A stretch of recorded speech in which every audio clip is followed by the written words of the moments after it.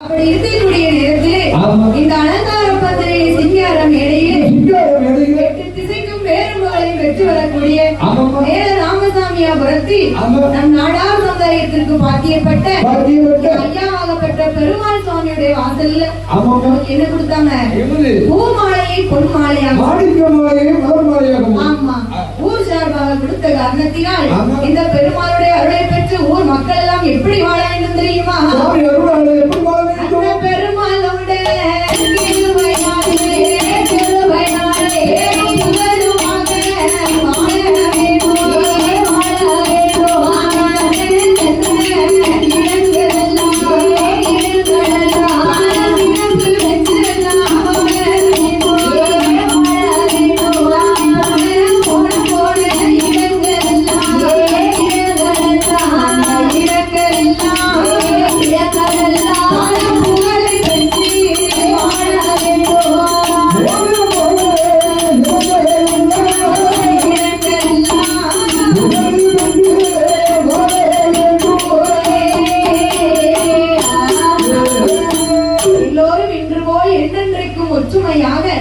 நோயற்ற வாழ்வு குறைவற்ற செல்வத்தோடு 16 செல்வத்தையும் பெற்று என் பெருமாளை என்னுடைய அருளையும் பெற்று வாழ்க வருக என்று சொல்லி வாழ்த்துகிறோம், வணங்குகிறோம்.